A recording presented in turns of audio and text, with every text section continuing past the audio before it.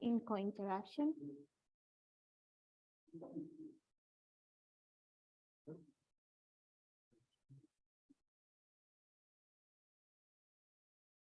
The antipode and the eulerian idempotent.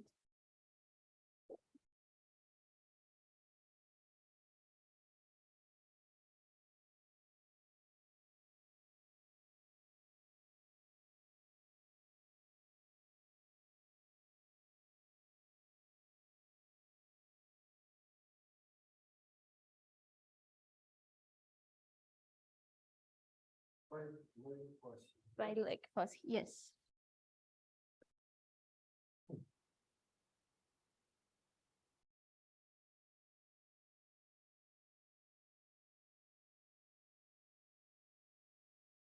Okay. So the main object that we will be working with are what Loïc calls a double bialgebra. So basically what this is two bialgebras such that one is in cointeraction with the other bialgebra. So мы с вами хорошо знаем, что при изучении вариантов разных комбинаторных объектов ключевую роль играет структура алгебры Фокса или биалgebra на пространстве этих объектов. Здесь автор утверждает, что помимо одной структуры биалgebra можно рассматривать две такие структуры. И тогда вот происходит какая-то польза, какая польза мы попробуем увидеть в процессе доклада. Okay, so it will be a double bialgebra because the name comes because we will have the vector space with the product with the first coproduct is going to be a bialgebra.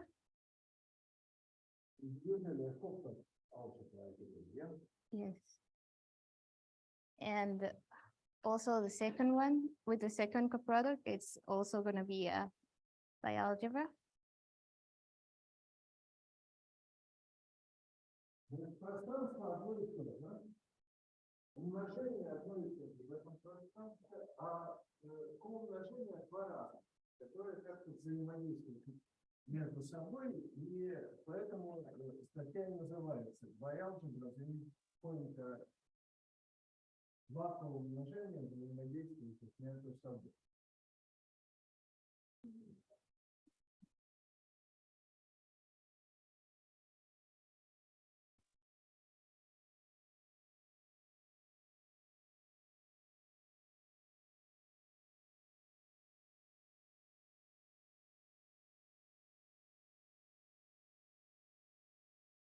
They will be such that these two are commodule morphisms. K is the ground field, yeah? Yeah, K is the field of the vector space B. K is the ground field and the interest of characteristic zero. Там имеется базовое поле, как всегда, его можно считать полем конкретных чисел, от этого ничего не испортится. Okay. А можете считать полем рациональным. Но комплексность всегда проще. Там какие-то сложности могут возникать. Okay. So one of the simplest examples is going to be polynomials over the field X with the product defined as this.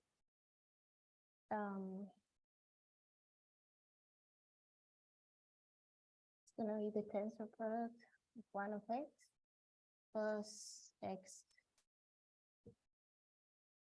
tensor product by 1. This is the first coproduct, and the second coproduct is going to be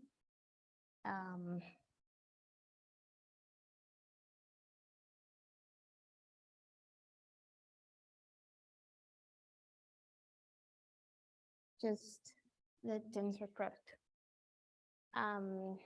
Here, since we have an identification of the tensor product of KX by itself with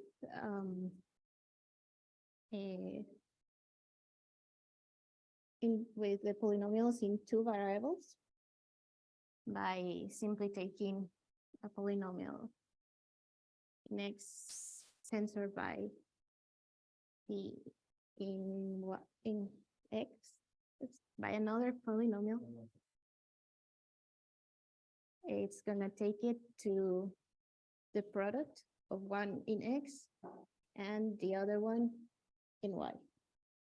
Да, это любимое тождествение Максима Эдуардовича Казаряна, которое говорит, что тензорное произведение двух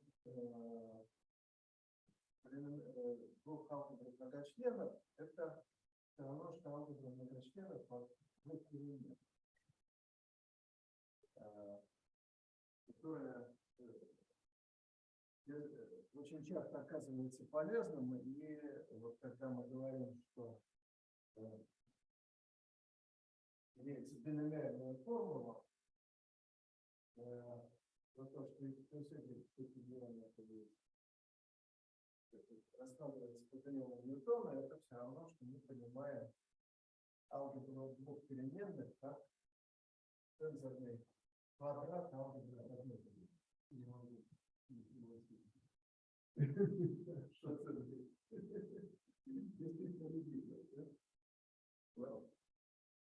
Это пока это только обозначение. Сейчас терминов, которые из марксизма, дельта прошу не переписать.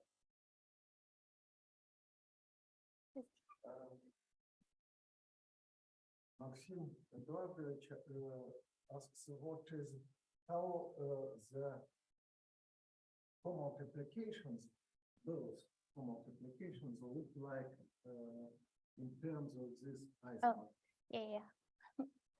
Then we're gonna have the first co-multiplication, since we're transforming to these of polynomial P, then it's gonna be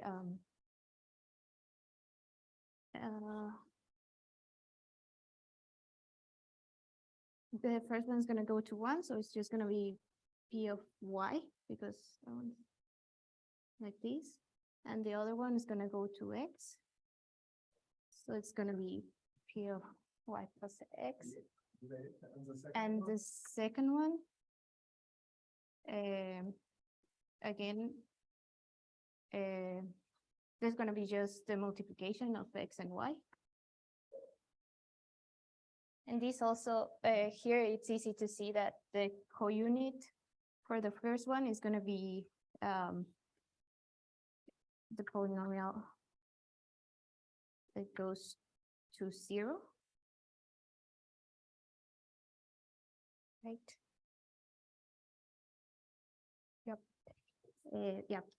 The co-unit in this one is gonna be sending a polynomial to its evaluation in 0. And the co-unit of the second one, it's gonna send it's the product to P of 1.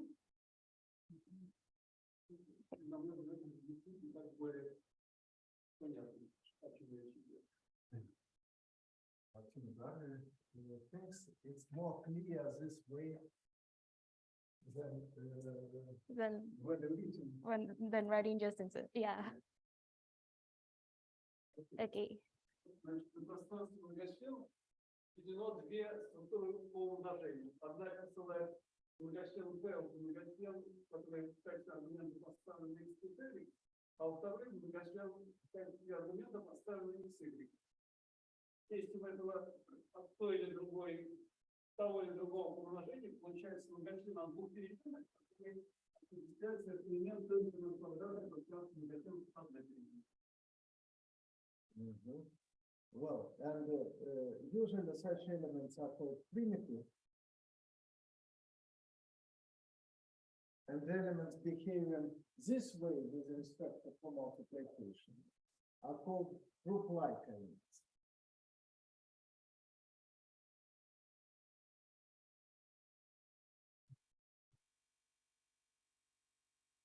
Okay. Now we will go to another example, which is one of the main two examples in the paper, which is going to be graphs. We're going to define a product and two coproducts in graphs so that they behave as a double bialgebra. Okay, so as we know, a graph G is going to be defined by its vertices, a set of vertices, and a set of edges.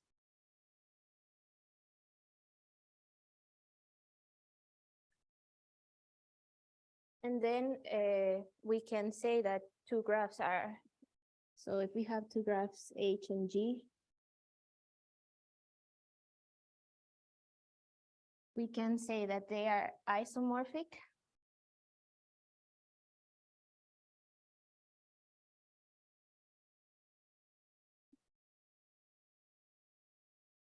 If there is a bijection between its vertices,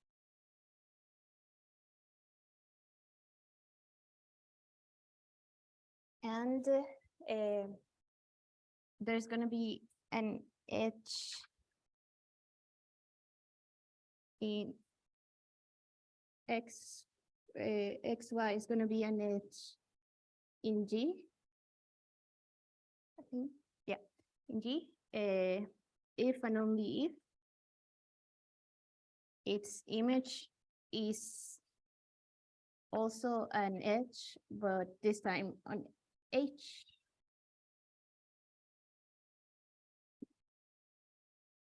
So this way we can say two graphs are isomorphic. And with this isomorphism, we can define the classes, the isomorphic classes, HG, are going to be the isomorphic classes.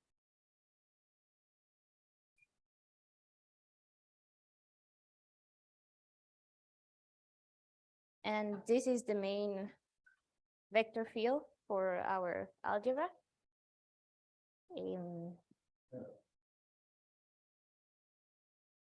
This should be a linear combination. Yeah, Please. yes. Yeah, the vector space, yes, it's. That is spanned by the isomorphic classes. So this definition, I guess, implies that multiple edges are not allowed. Yes, And which is, what about loops? they are also not allowed. They're simple graphs. We're not taking loops or, yes, yes. Okay. So now we can construct the product that we're going to be working with. So if we have two graphs, G and H, we're going to define their disjoint union. CH is defined as the disjoint union, the vertices of GH is the union of the vertices of G and the vertices of H. And the H's, the same thing.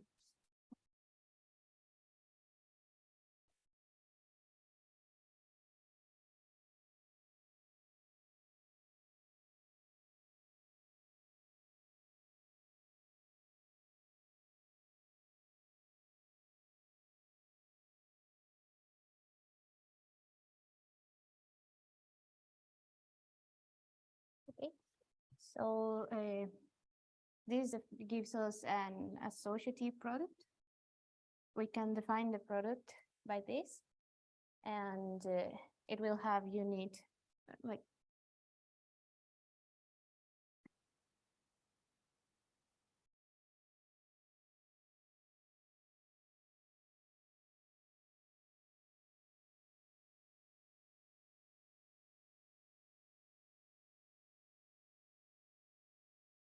and the unit is going to be the empty graph, which we will denote by 1.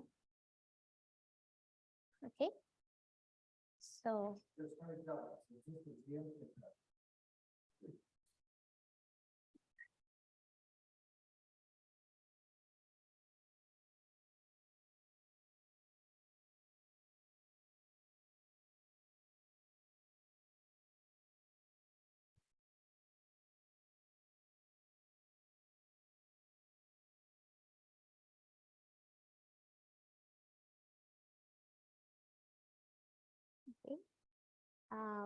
this is our first product. Now we're going to go to the first coproduct. And to define the coproduct, we take a subset of the vertices of a graph G. Then we can define G restricted to Y. And the vertices of this new graph are going to be just the subset, and the edges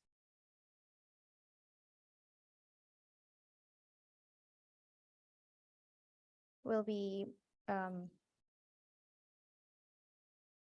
all of the edges such that both vertices of the edge are inside this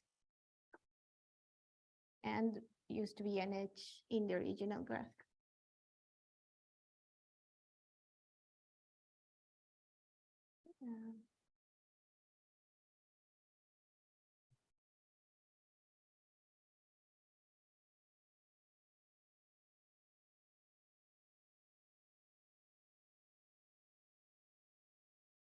So just Это определение индуцированного подграфа.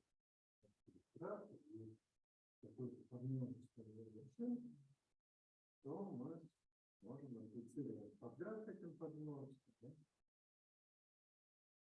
So for example, if we have this graph and our subset are these 3 vertices, then if this is G, then G restricted to I is going to be just the vertices inside the set and the original edges that were there.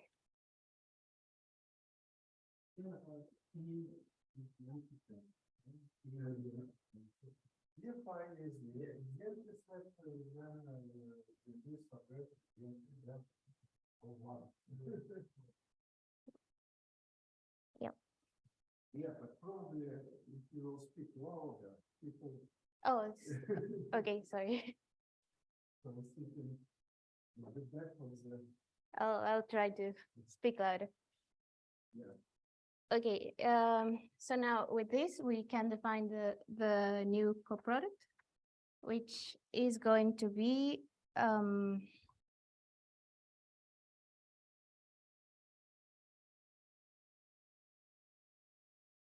graph G. It will be the sum over all possible subsets.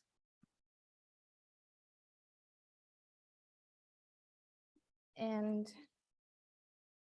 we're going to take the restriction to every possible subset, and it will be tensored by the restriction to the complement of each possible subset.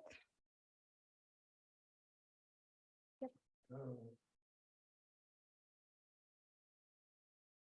I do not understand the notation. Here it's the complement. we should take V of G minus I. Yes. V of G minus I. This is the point. Yes. This is our usual coproduct. You usually consider we split the separate vertices into two subsets in all possible ways, and we consider the tensor product of the restrictions of G to those subsets. Yes, and here the counit is of a graph G is going to be when I is either the empty set or G.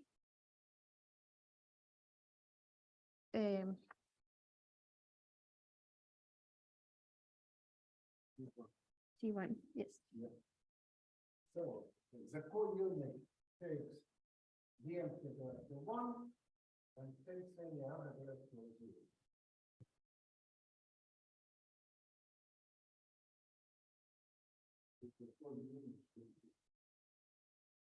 Yeah.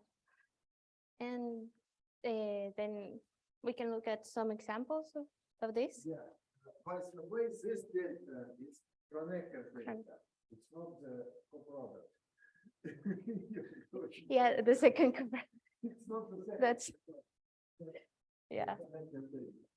Yeah, this is true. I had that confusion when I was reading it. Okay. So for example, we can take the coproduct of just one point. Then the only possible subsets are the whole set or one. So we will only have one tensor, the whole set, plus the whole set tensor by one. So that's like a really simple one. One that is more interesting is taking 3 points. Taking this graph, because then we have more possible subsets. Of course, we have the empty set with the whole set. And the other way, the whole set with the empty set.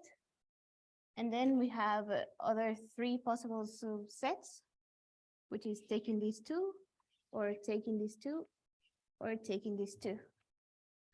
If we take these 2 or these 2, it's gonna give us the same or isomorphic divisions. So it will be just twice this subdivision, which is gonna be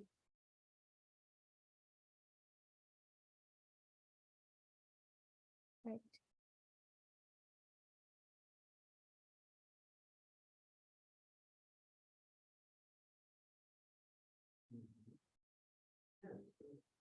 And if we take the other subdivision, then it's going to be without the line in the middle.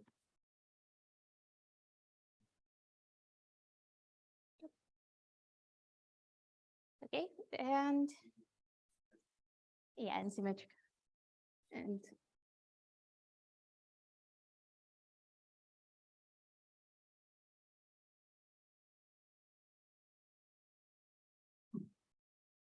okay. So So the first direction is here, while the second one is. So all this we knew before, Yeah. but the small delta was not known before. and that's the one we're going to be doing right now. Okay. For the small delta, we are gonna be defining this quotient graph. We have, let's say, if we have an equivalence relation.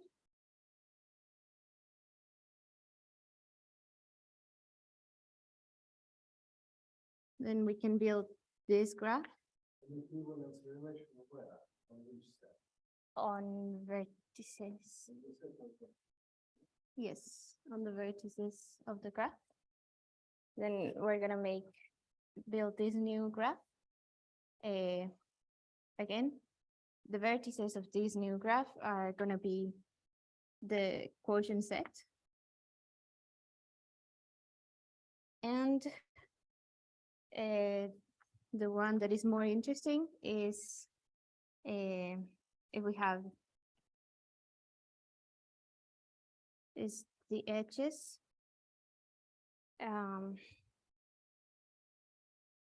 Yep. So X and Y are going to be the edges in our original graph, and such that they do not fall into the same equivalence class under this relation. So that they fall.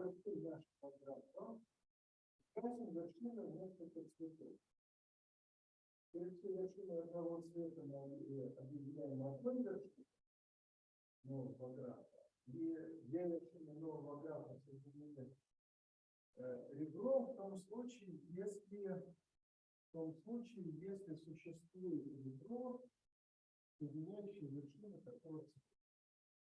Если рассмотрим так, существует ребро, соединяющее вершины такого цвета. This graph is going to be called the contraction graph.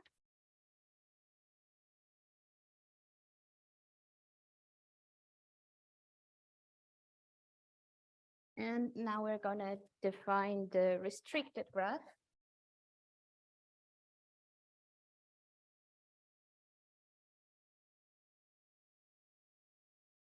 Which is very similar to this one. We're going to denote it like this. And the vertices are going to be the original vertices. All of the original vertices. And what is the index? Is this, yeah. This equivalence relation. Yeah. This equivalence relation. Yep.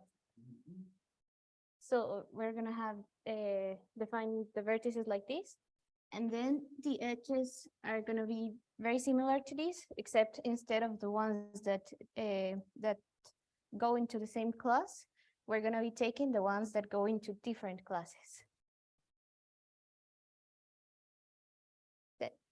The ones that, okay, so.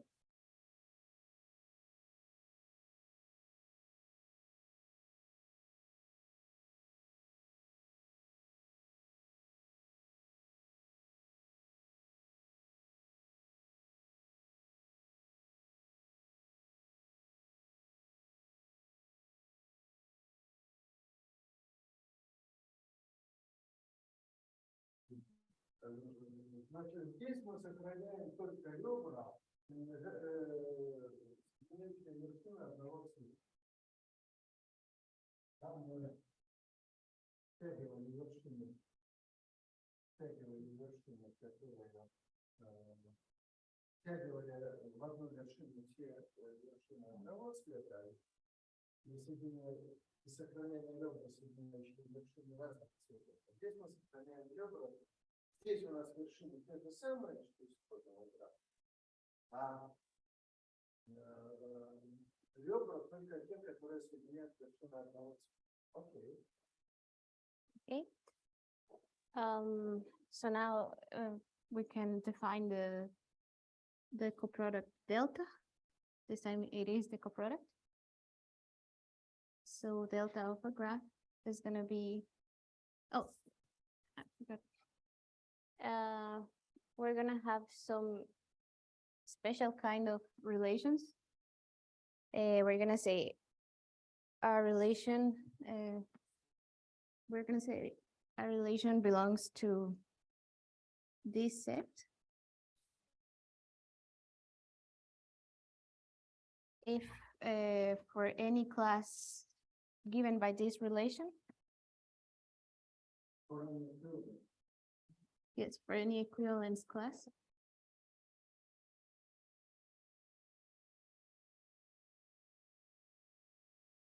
the restricted graph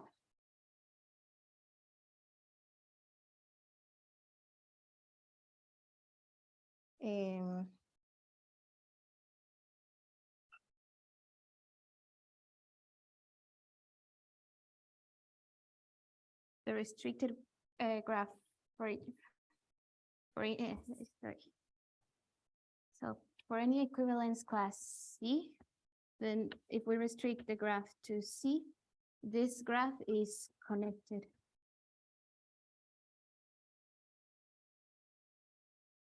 So this set is going to have all of the equivalence relations in which each restriction of the graph to this class, to each class, is connected. I thought you will do that. Yes, yes, we will see. So first we'll construct the delta product, and then we'll see how in examples which kind of relations are like this. So okay, now we can construct delta of a graph G is going to be the sum over all of the relations that are of this type.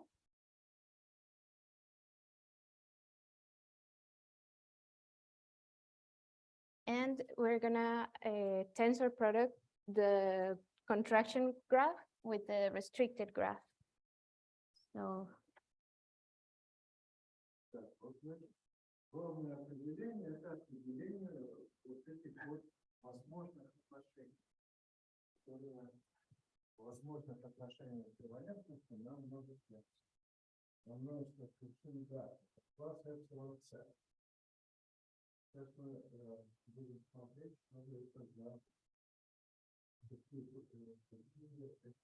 отношения. А дальше мы либо стягиваем по этому отношению, либо ограничиваем это. Coaction and restriction, yeah? yep. One interesting thing here is that our first coproduct is symmetric, is commutative, while this one is not. The big delta coproduct is co-commutative. You change the first and the second factors which turns a product, then we obtain the same result. This coproduct is not co-commutative. Different. Okay, so we're gonna make the same examples to see how they behave different or similar. So for the single point, we can only have one equivalence relation in here, which is gonna be the whole. Значит, в множестве из одного элемента множество отношений эквивалентности тоже состоит из одного элемента, когда наша вершина попадает в один класс с собой, и, соответственно, по произведению есть вот такой вот вид.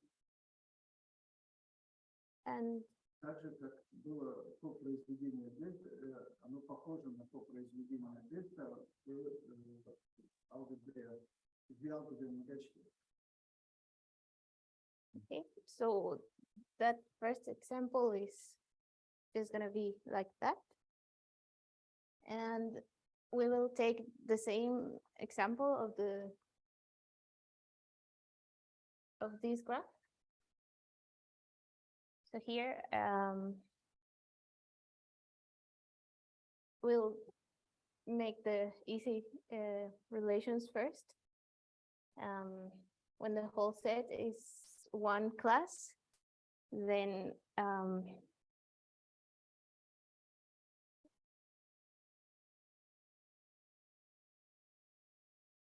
contraction gives one. Yeah. Yeah, And the contraction is going to be just one. And not one, but a single one. You're right. You're right. Yeah. You're right. it's going to be just the only class and no edges. And the restricted graph is going to have the original 3 points. And the restricted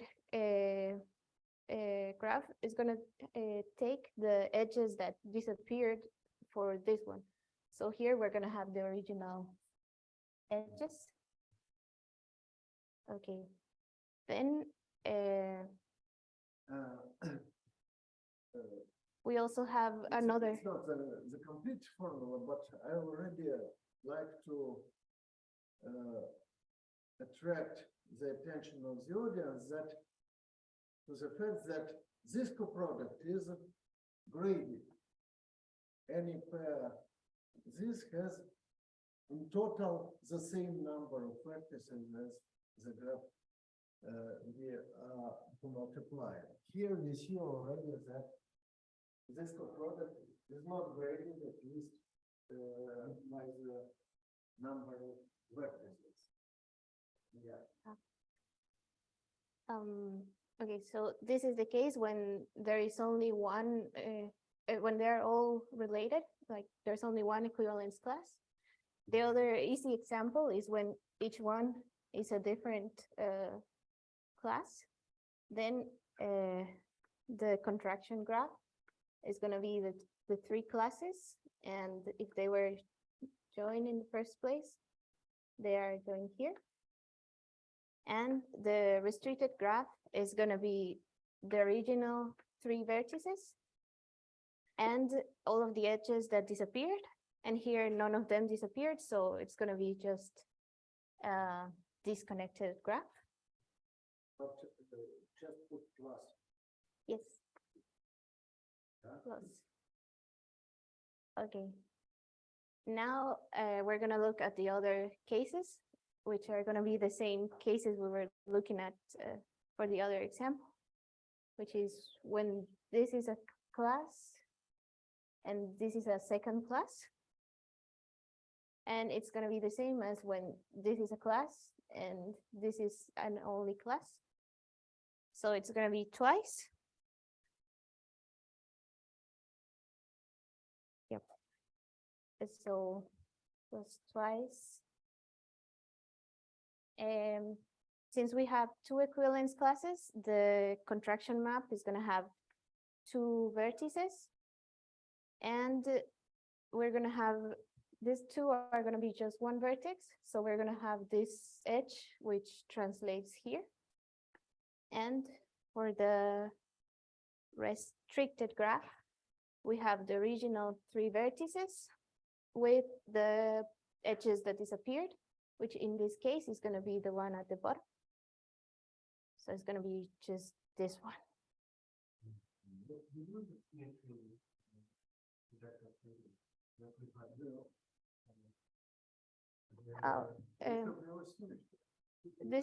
This 2 is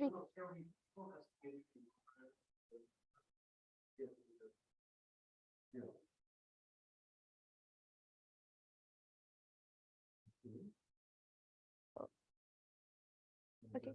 There should be one more. And then the last case is going to be when we have these 2. The last case is going to be when we have these 2 as an equivalence class and this one as an equivalence class. Now here, we're going to look first at the restricted graph. But is this equivalence relation? Yes, it's not going to be an equivalence relation like that. It's because when we do the restricted graph, we're going to have the 3 points and the 2 edges will have disappeared in the contraction graph. So here we will have this. No, yes. No, but it seems that this equivalence relation simply doesn't belong to this class. Yes, So Because- we don't need any term. yeah, there's not gonna be a term for that one, because when we look at the graph, when we restrict it to this class, it's gonna have two disconnected components. So this is not an epsilon equivalent relation. So this is gonna be the only ones we need.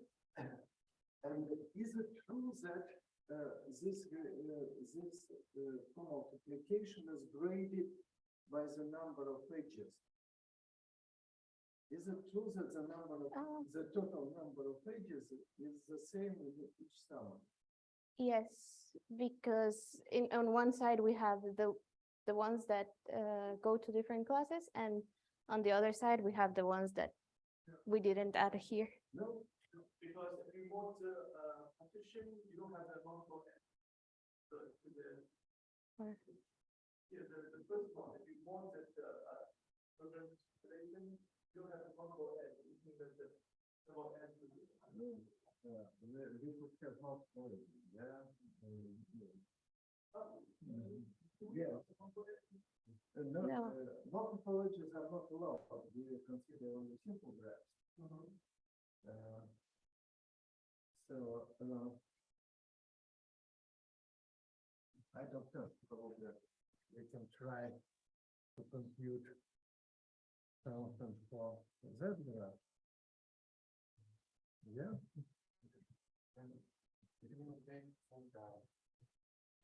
Just a triangle, yeah? Just a triangle. And we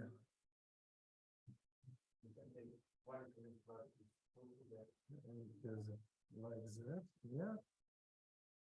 Plus, 3 points. if we take like that, yeah, then we obtain no, first, this will be for 3 points only, yeah, and then it will be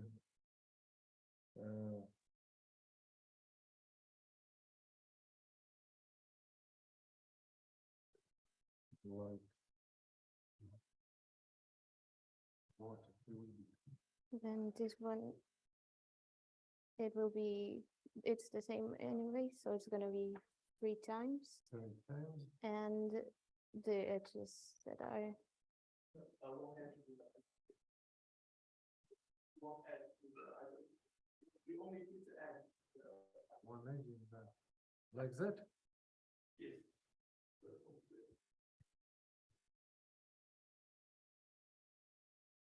Yeah. Yes. And so the number of edges is not preserved. The number of edges is not preserved, and there will be also 3 times. are we sure this is, should it be the 2 of them? Because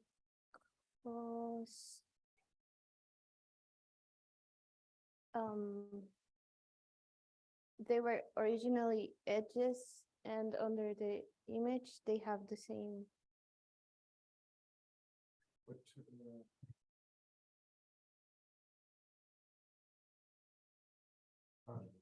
yeah.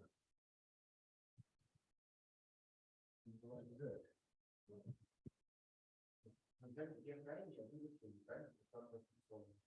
Ну, да.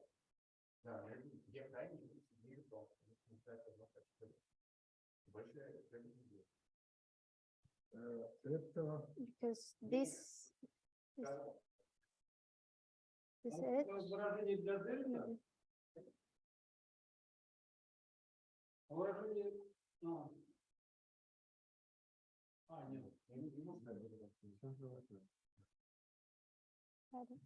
only so equivalent.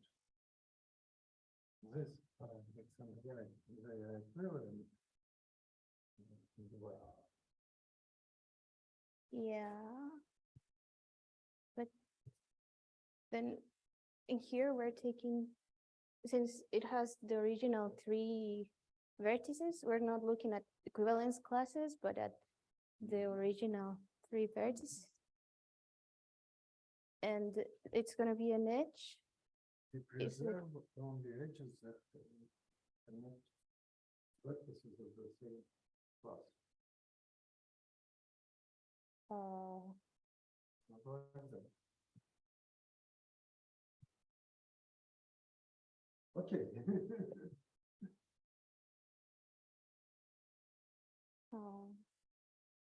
So it seems that the number of edges is not preserved. Okay, Okay. But, yeah, then, okay. okay, but, okay, So you can more or less understand what is the second coproduct. yes, They do have something co-unit, co-unit. yeah. It's a co-unit. The co-unit is going to be,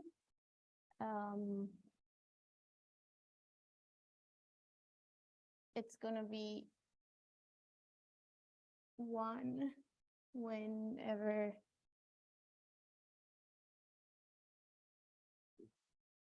the original graph has no edges, Is that has no edges, and 0 other ones.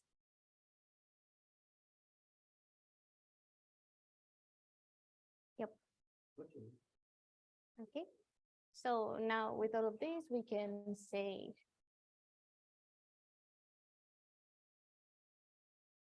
that the vector space generated by the classes of graphs, the isomorphic classes of graphs, along with the product, and the 2 coproducts we define, is double bialgebra. But you have not given definition. At the beginning, At the beginning. Yeah. What was the definition?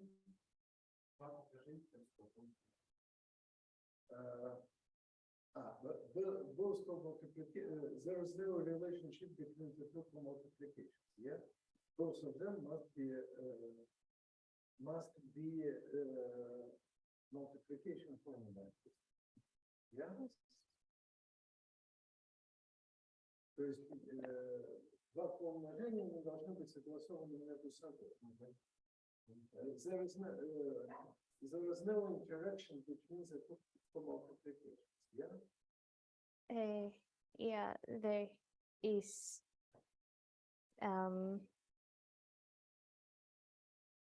yeah, one has to be the whole The multiplication formula. They put the- product to, yeah?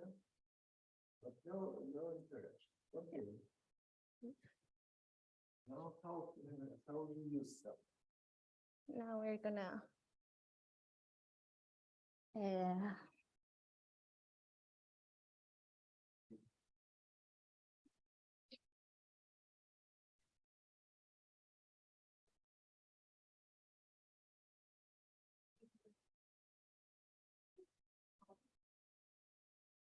Вроде бы мы договорились, что никакого взаимодействия между ними не будет.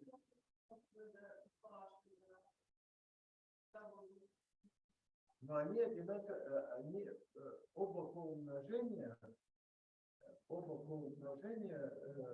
уважают умножение. Мы переводим. Both products take the product to the product. Пока. Я бы замечали, что прошлое дельта связано с умножением с тем, что делалось инициал.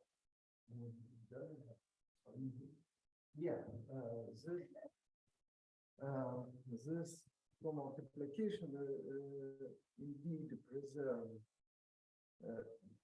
the product simply because we operate with equivalence relation is where each component is connected. Each equivalence class induces a connected subset. So the equivalence classes should be taken from different factors. We cannot take an equivalence class which mixes two factors. Okay. Okay. Now we're gonna look at the character, the set of One should say character. This is a Greek word. character. Character Yeah. rather than character. I think that's because of in Spanish it's no, I don't know. I don't know why. In Spanish, No, it's not. It's I'm just what else have characters in Spanish? it's character. It's the same. It's the same, it's what- Yeah. So this is gonna be the set of algebra morphisms.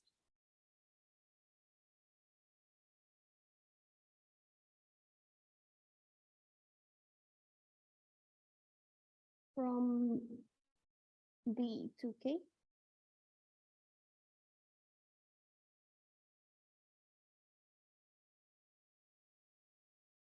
Значит, мультипликативный характер — это гомоморфизм алгебры из алгебры, которую мы рассматриваем, в наше базисное поле, наше основное поле. So Да. if we have our double bialgebra, the m delta small delta.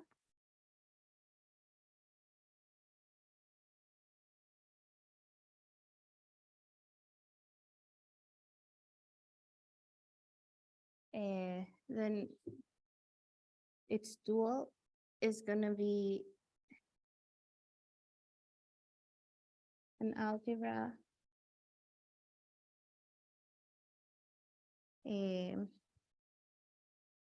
with both coproducts. We can define an algebra using both coproducts. So if we have a mu and lambda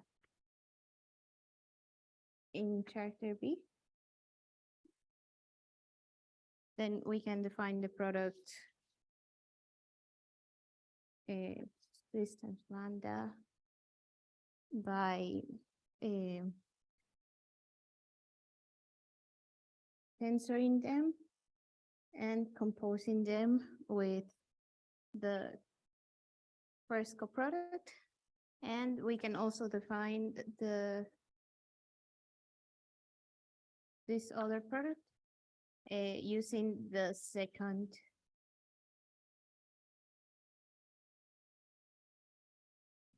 product. And this is gonna make V star an algebra. Значит, всегда, когда у нас есть коумножение, когда у нас есть коалгебра, то функции на этой коалгебре наделяются структурой умножения свертки. У нас есть умножение свертки, потому что мы можем взять элемент нашей алгебры, разумножить его, получаем такую линейную комбинацию тензорных произведений, мы можем вычислять нашу функцию, одну функцию на первой компоненте, а вторую функцию на второй. Так получается произведение. This is what is called the convolution product with respect to given comma multiplication. And since we have two comma multiplications, we have two convolution products on the functions on our algebra, in particular on characters. Yes.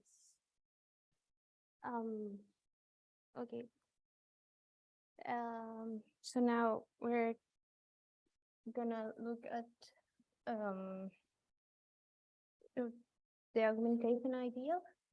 So if we have the algebra in delta.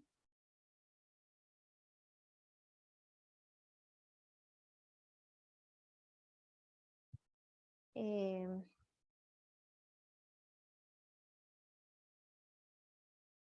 the set B plus, we're gonna denote the kernel of the unit. And this is going to be called, we call this the augmentation idea. Я никогда не умел переводить на русский язык слово augmentation. Это для меня какая-то загадка. То есть у него есть какой-то перевод, но он ни за что не отвечает. У нас есть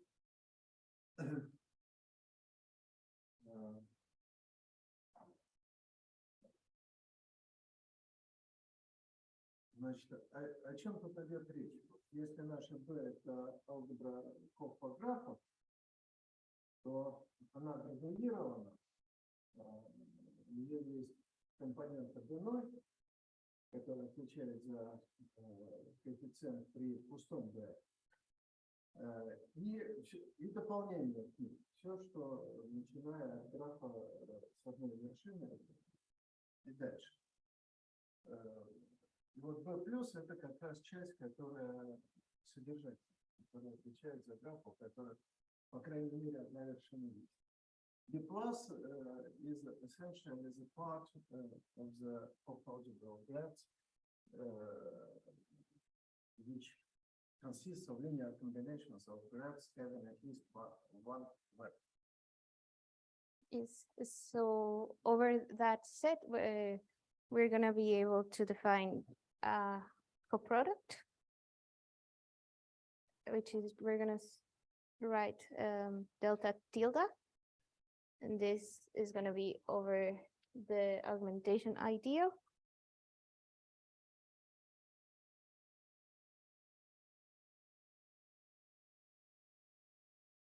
And it's going to be defined as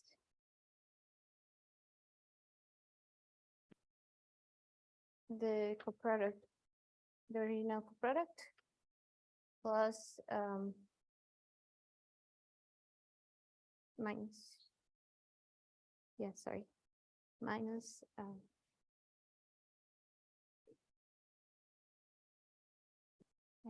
1x in. Ага. Вот тут мы берем копроизведение и выкидываем из него крайние члены. Оказывается, что то, что получится, будет копроизведением на вот этом самом Максим, augmentation. Что такое augmentation? Augmentation. Augmentation. Если Это бы не augmentation, а augmentation ideal. да-да. Идеал augmentation. Вот эпсилон, вот это эпсилон дельта операция называется аугментацией. Когда мы всего ряда выделяем только в начале члена. Да-да. Это то, что проходит в матанализе на первом курсе. Эпсилон.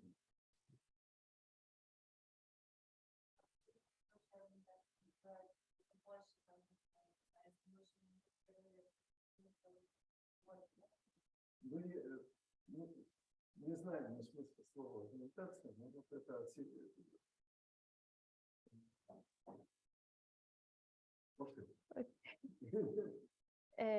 Then we can extend this to the whole set, to the whole space by defining this to be 0.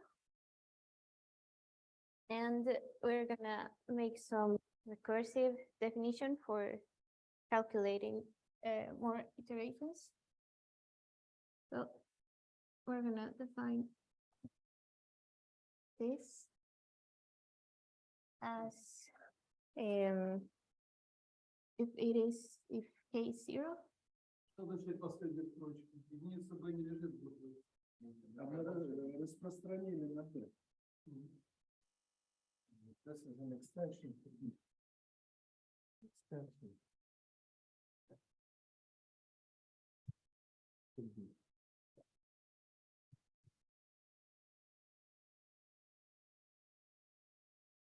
So this map's just going to be the identity when k is 0, and for k bigger than 0, it's going to be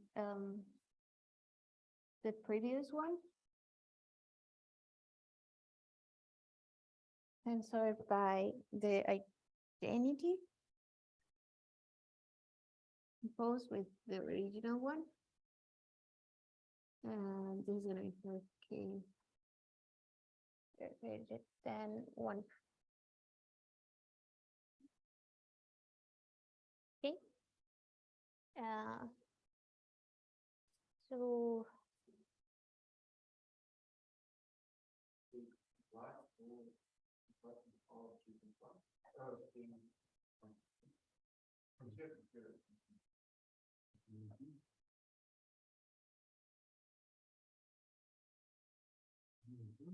okay, and when our algebra is connected,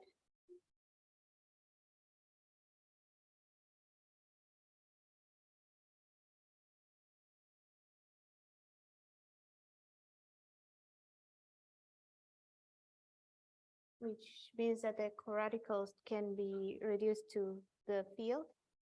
In here, this is going to be equivalent to saying that the maps are going to be locally nilpotent. Don't it was smoother, that's good.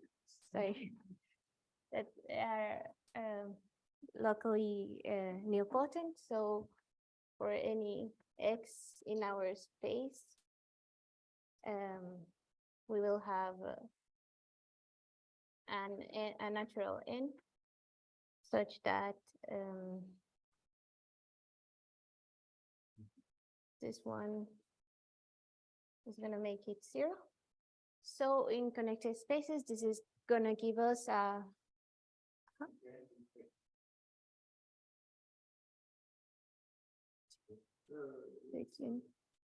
Речь идет вот о чем, что если мы забываем главную часть копроизведения, а потом пытаемся применить это копроизведение, ну, скажем, графом вершина, то если мы сделаем это n+1 раз, то мы получим 0.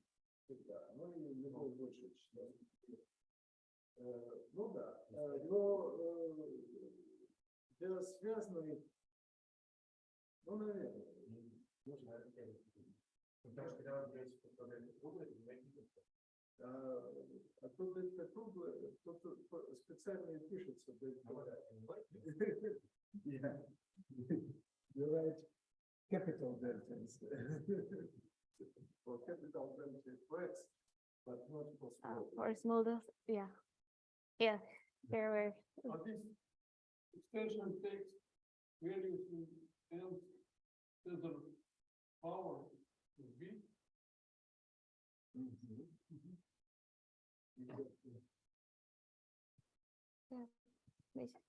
image.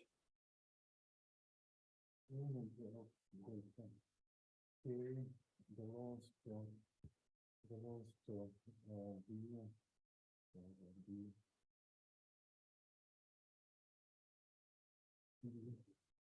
b times. P+1 times P+1.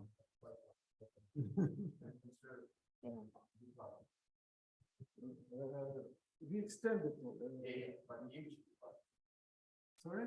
image Oh, It's it's smart,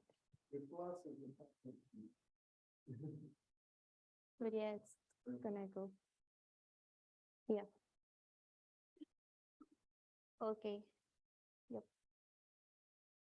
We will then see how this map behaves with graphs. It's gonna be more clear this part. Maybe it's a good point now to do the, to go, what are you going to assert? What are where- the theorems here? How can we apply these constructions in the contain? Can you formulate a theorem like that? Or a construction? like, sorry, don't understand.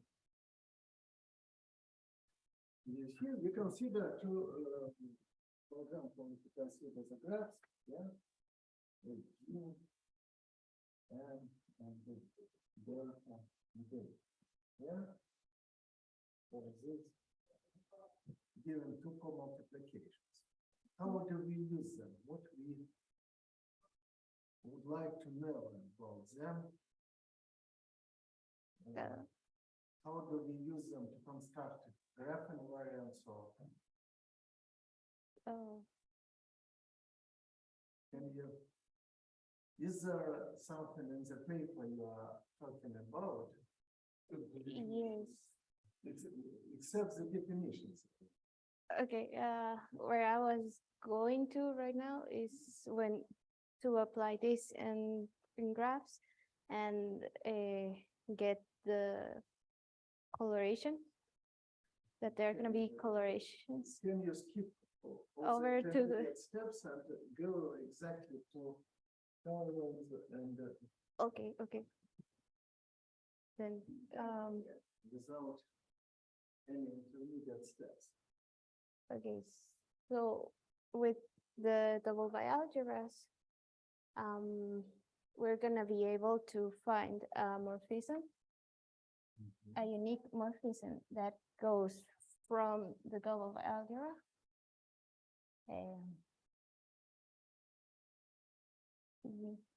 and delta to the field X of polynomials X. Yep.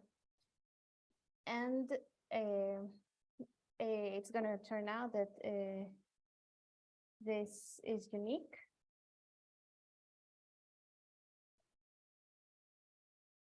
And it's gonna be defined by, we're gonna be able to find it as this.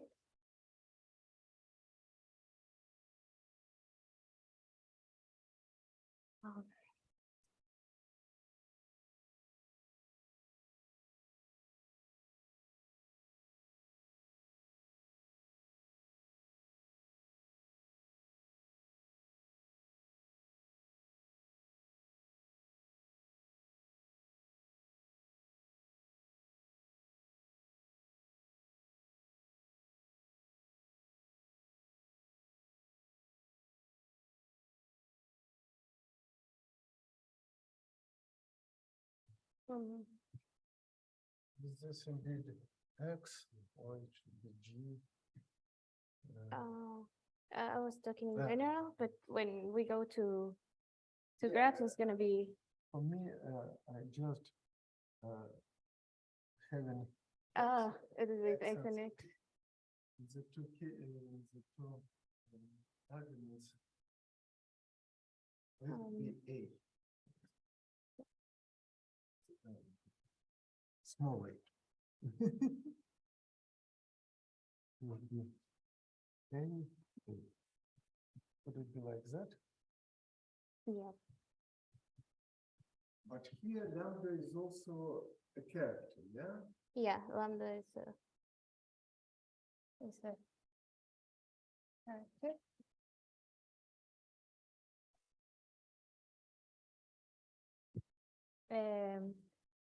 So here we can see that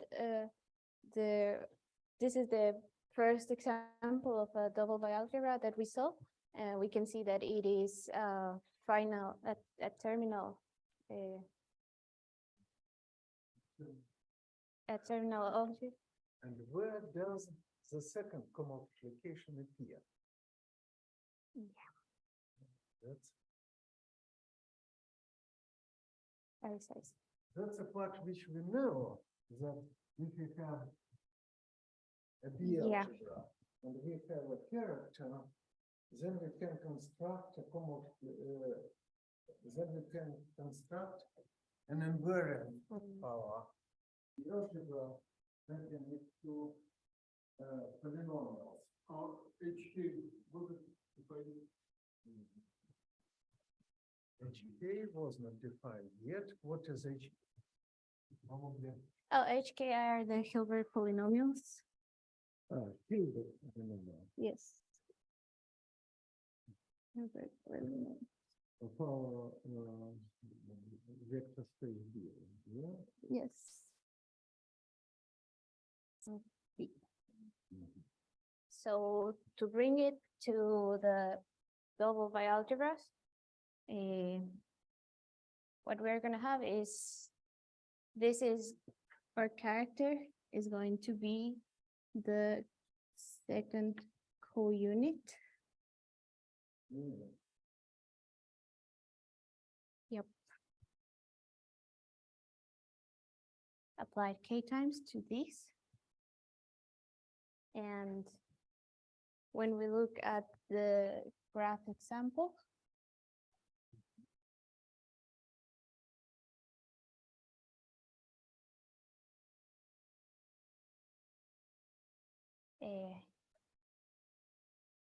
so in our graph example, we have to see who this is.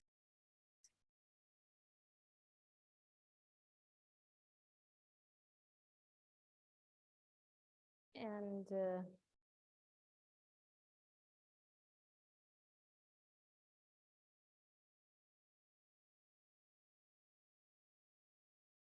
yeah, so This way we split the set of vertices into subsets in all possible ways. Yeah. yeah, Element to subsets in all possible ways. so it's gonna be all the possible subsets.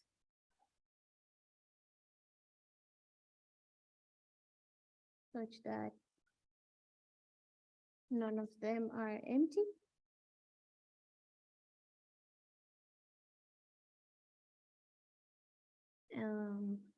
And we're gonna tensor product the restrictions.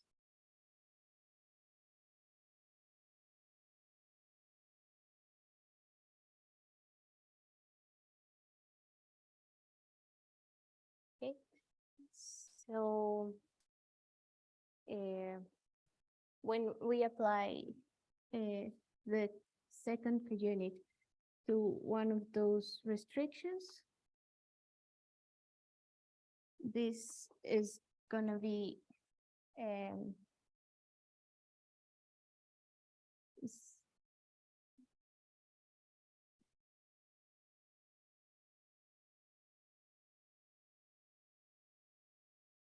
It's gonna be one only with only when this is one point.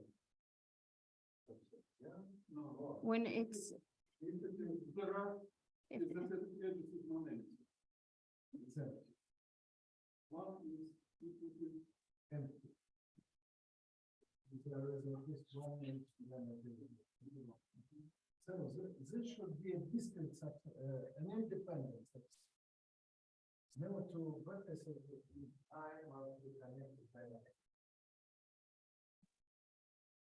yeah, this is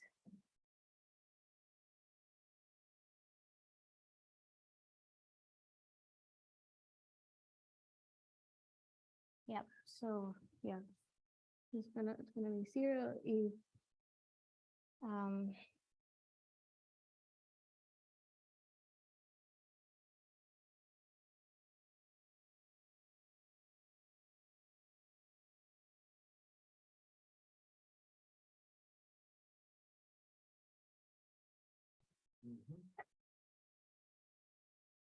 so And then it is what? then If it is not 0, it is what?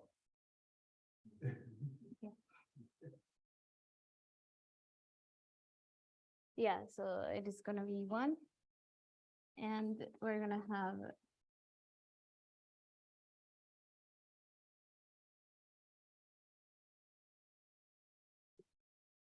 that P of a graph is going to be the sum from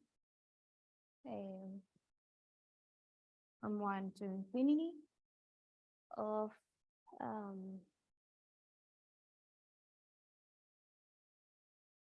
all of the sets that that have edges.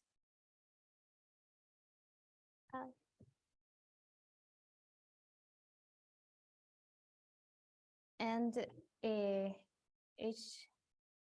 this defines a coloration.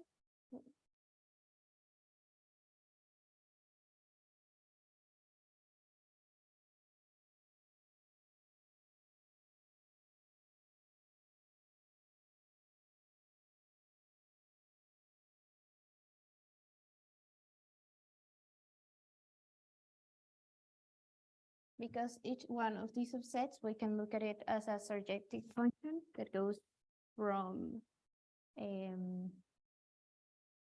our vertices to an integer. And this is going to be a coloration, because we can rewrite this one again as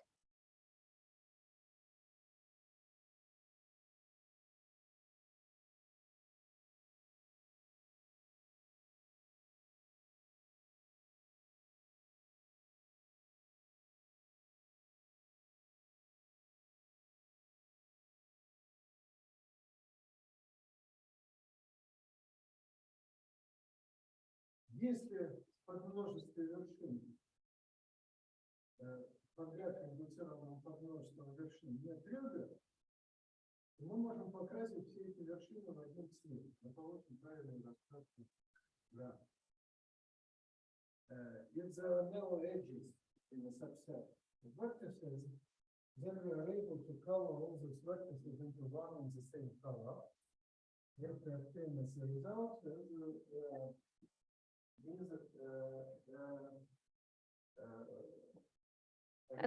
a coloration of the graph G. Yeah. So yeah, if we say that a good coloration is going to be, if we define this as a good coloration,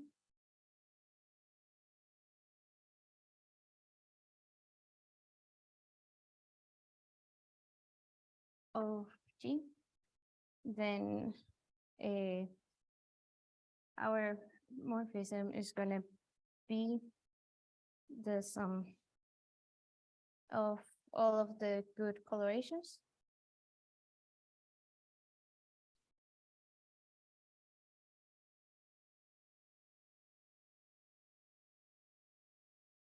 over the Hilbert polynomial of the maximal f.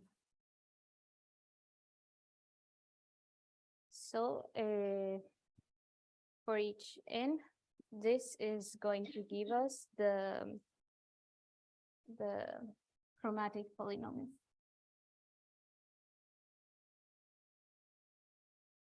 What is the Hilbert polynomial?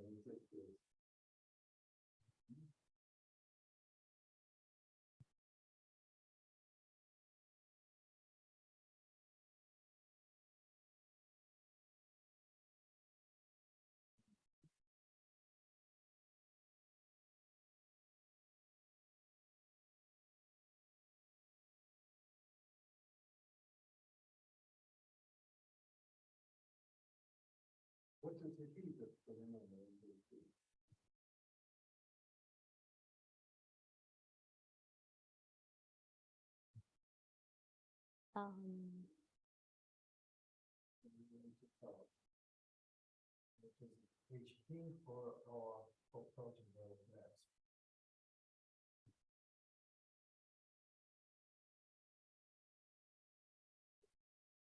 It's gonna, And is it true that the only the co-unit we use of the second form of multiplication each time, right now? sorry, again, the question. We have the second comma multiplication, delta small, delta small. But the only place where it appears is this co-unit. This is epsilon delta. It is the co-unit of this comma multiplication. And only the co-unit we use, no other parts of the multiplication of the second coproduct. Oh, Of delta small.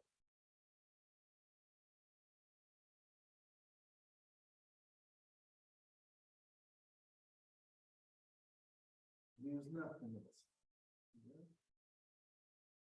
So you must stop here, but let me comment.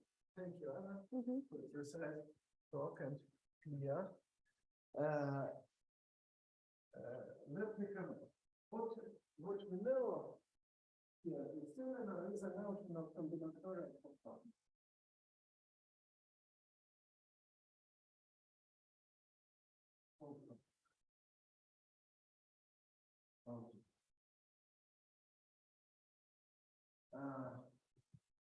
Combinatorial algebra is a gradient. Let it be commutative. Let it be connected.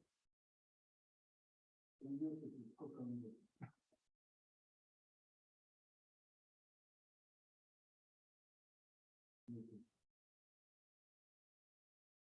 So algebra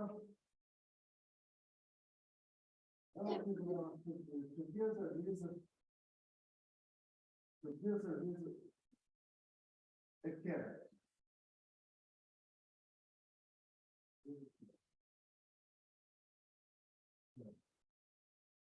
Character, so we have H equals H0, H1.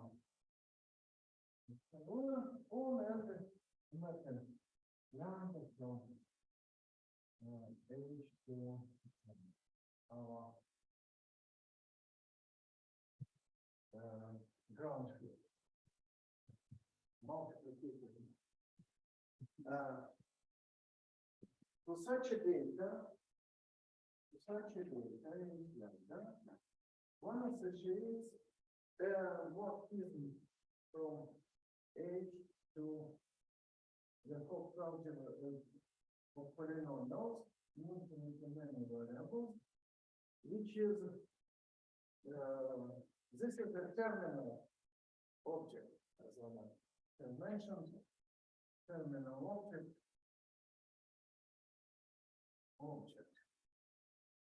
In this category of combinatorial algebras, in particular, if we take if our lambda takes if H is the full algebra of graphs, and lambda takes this graph one, the graph consists of a single vertex. One and any graph having edges, any graph having edges to zero, then this associated homomorphism is fairly symmetrized chromatic polynomial.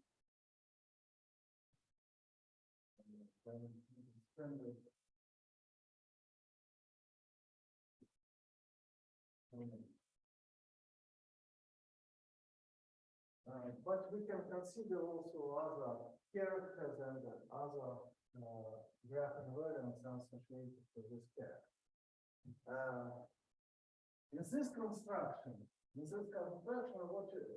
what we use is we take for the character the co-unit of the second form of application, the second of the form of application delta small. It's rather strange that only some small part of this co-multiplication we use in defining this method. Probably we are able to take more information, to extract more information from the second co-multiplication, not just the co-unit, not just the corresponding co-unit, but this probably requires some further analysis. То есть, и этот вариант расчет составной переменной. Ну, его там можно, мы знаем, что многочлен Стэнли редуцируется к многочлену от одной перемены. Если мы все перемены положим равному иксу, то мы превращаем многочлен Стэнли в обычный автоматический многочлен. If we put all the variables p equal to 1 of the same variable x, then we obtain the ordinary dramatic polynomial from the standard unitary polynomial. And it's interesting whether we are able to use other information from the information from the second application, which is different from just a co-unit. Probably we are able to make use of it to construct more invariants or something like that. Thank you for the talk here. Okay.